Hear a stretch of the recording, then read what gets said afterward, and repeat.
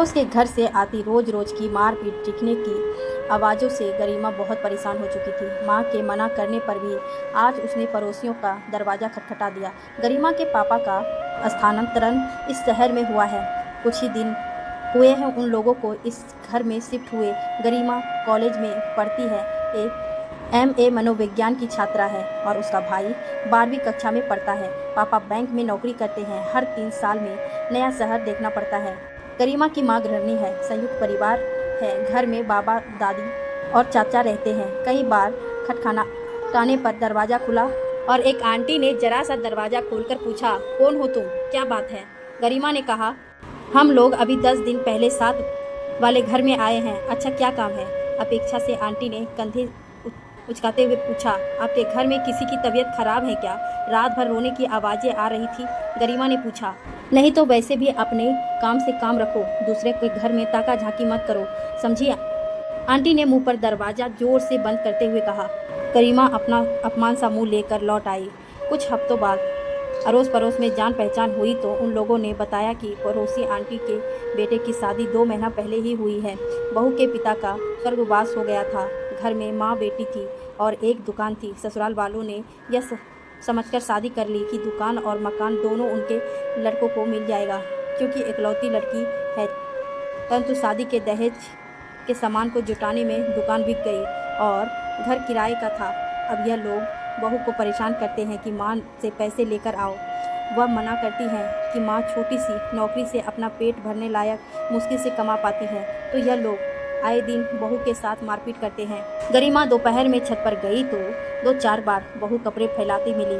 सिर पर पल्लू को ऐसे ढककर रखा था कि बहुत मुश्किल से मुंह की बस झलक दिखाई दी। उससे बात करने की कोशिश की। पहले तो वह घबराई, फिर बात करने पर पता चला उसका नाम मालती है, MA B.Ed किया है। शादी से पहले एक स्कूल में पढ़ाती थी। कुछ दिन बीत गए, तब गरिमा ने उसके चोटों और निशानों के बारे में पूछा। रात को रोने की आवाज़ों के बारे में पूछा तो वह रोने लगी।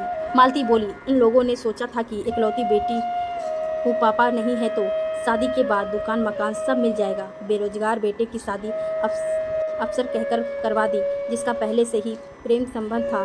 दुकान शादी के सामान दहेज जुटाने में बेचनी पड़ी। मकान तो किराए का था। अब ये लोग मुझे कहते हैं माँ की गांव में ज़मीन बिकवा कर पैसे लाओ, उन लोगों को कार खरीदनी है। माँ ने दुकान बेचने के बाद नौकरी कर ली। बहुत मुश्किल से उसका गुजारा चलता है। गांव की ज़मीन ही उसका एकमात्र सहारा है। हमने सोचा था कि ज़मीन बेचकर एक छोटा सा घर यहीं ले लेंगे, ताकि मैं शादी के बाद भी माँ की देखभाल कर सकूं। गरिमा ने कहा, दीदी आप तो जॉब करती थी, फिर इतना क्यों सह रही हो? मालती ने बताया, वो तो इन लोगों ने छुड़वा दी। घर की काम वाली की मेरे आते ही छुट्टी कर दी। माँ से मिलने नहीं जाने देते।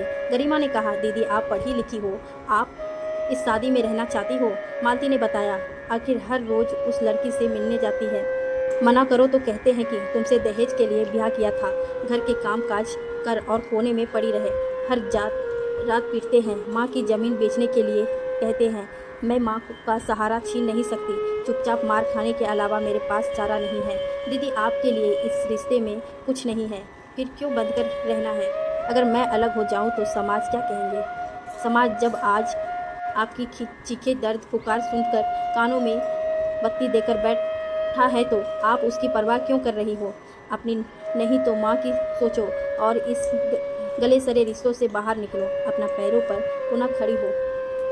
देखो, हो सकता है भविष्य के घर में आपके लिए कुछ अच्छा छिपा हो। इस तरह तिरस्कार होकर रहने से क्या मिल रहा है आपको? परंतु प्रयास तो आपको करना ही होगा। मुझे भी तिरस्कारपूर्ण जीवन नहीं जीना है। पल पल शारीरिक और मानसिक तौर पर मर रही हूँ। मैं भी इस रिश्ते से बाहर आना चाहती हूँ। मालती ने पहली बार अपने मन की परतें खोली। यह सब सुनकर गरिमा अंदर तक खिल गई। उसने मालती की आप बीती घर में बताई। गरिमा ने अगले दिन में मालती से उसकी माँ का फ़ोन नंबर और घर का पता ले लिया। उनको जाकर वस्तुस्थिति से परिचय कराया। मालती के माँ की आंखों से आंसू बहने लगे। सबने मिलकर कुछ तय किया।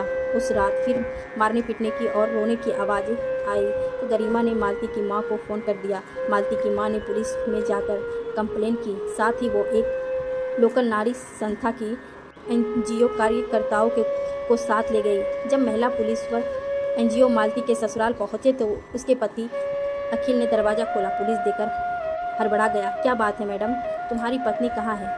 लेडी इंस्पेक्टर ने दमदार आवाज़ में पूछा। मैडम, आज वो सीढ़ी से गिर गई थी तो पैर में मोच लगी है, बड़ी मुश्किल से रसोई में है। अच्छा, मालती सो रही है? जी मैडम। पर आप यहाँ कैसे? हमें पता चला है आप अपनी पत्नी से दुर्व्यवहार करते हैं। अखिल की माँ बोली। मैडम, हम तो पलकों पर बैठा कर रखते हैं अपनी बहू को। मालती की माँ को उसकी सास घूरते हुए बोली। आप ही बताइए, इनको हमने आपकी बिना बाप की बेटी से अपने इकलौते बेटे की शादी की। इतने में एक लेडी पुलिस अंदर से मालती को सहारा देकर आई। वह बोली, मैडम के पैरों में तकलीफ है, चल फिर नहीं पा रही है। देखो, मैंने कहा था ना, पैर में मोच आ गई थी। सास बोली। आप चुप रहे। मालती, तुम बताओ और सिर से घूंघट हटाओ। मैडम, हम संस्कारों वाले परिवार से हैं। हमारे घर की बहू दूसरों के सामने मुंह नहीं उघाड़ती है। मालती के ससुर बोले। चुप रहिए आप, मुंह दिखाओ मालती। मालती के मुंह से पल्ला हटाते ही सबकी चीख निकल गई। गुस्से से भवे तरेर कर इंस्पेक्टर ने कहा, सबको लॉकअप में डालो। दूसरी महिला पुलिस से कहा, जल्दी से मालती को लेकर चलो, इनका मेडिकल कराओ, दावा दिलाओ। मालती के मुंह पर जगह जगह सिगरेट से जलाने का दाग थे। होठ कटा हुआ था जिससे खून निकल रहा था। सिर और पैर पर ब्लेड से पिटाई की निशान साफ दिखाई दे रहे थे। गले को और पीठ और को सिगरेट से दागा गया था। मालती का साथ देने फिर सभी पड़ोसियों आ गई। सभी ने मालती के ससुराल वालों के खिलाफ कोर्ट में गवाही दी। लड़ाई लंबी थी। गरिमा के माता पिता ने मालती का भरपूर साथ दिया। 2 साल लगातार लड़ाई के बाद मालती को जीत मिली। मालती को एक बेवजह के रिश्तों से छुटकारा, अखिल से तलाक और अखिल व सभी ससुराल वालों को 7 वर्ष कैद और मालती को शारीरिक व मानसिक रूप से प्रताड़ित करने के हर्जाना स्वरूप 10 लाख रुपये देने पड़े। इन 2 सालों में मालती ने गरिमा के पापा, जिन्हें अब वह चाचा जी कहती थी, की गाइडेड में बैंक की प्रोबेशनरी ऑफिसर की परीक्षा पास कर ली। उसकी पोस्टिंग दूसरे शहर हो गई। मालती और उसकी माँ दूसरे शहर में शिफ्ट हो गए। गरिमा ने बीएड कर लिया। उसकी सरकारी इंटर कॉलेज में परीक्षा संयुक्त हो गई। आज गरिमा सब परिवार मालती के शहर जा रही है, और क्यों न जाए। सबकी बड़ी दीदी मालती का विवाह होने जा रहे हैं। मालती के सहकर्मी दीपाकर ने उसका हाथ स्वयं आगे बढ़कर मांगा है। मालती की पिछली सारी बातें जानकर दीपाकर ने यही कहा था कि अच्छा हुआ तुमने हिम्मत की और उस रिश्तों से बाहर आ गई। तलाक हमेशा ही बुरा नहीं होता। गरिमा के माता पिता और मालती की मां ने मालती की शादी धूमधाम से की। सबसे ज़्यादा खुश आज गरिमा है। दोस्तों, अक्सर ऐसा होता है कि आंखें मूंद लेते हैं कि पड़ोसी के घर से हमें क्या मतलब। अपने इर्द गिर्द नज़र पैनी हो सकता है कि किसी को हमारी मदद की ज़रूरत हो। और हाँ, याद रखिएगा कि तलाक हमेशा बुरा नहीं होता है। तिरस्कारपूर्व जीवन जीने से बेहतर है कि सिर उठाकर सम्मान से जिया जाए। अपनी राय अवश्य साझा कीजिएगा। यदि आपको मेरी कहानी पसंद आए हैं तो कृपया लाइक, कमेंट और शेयर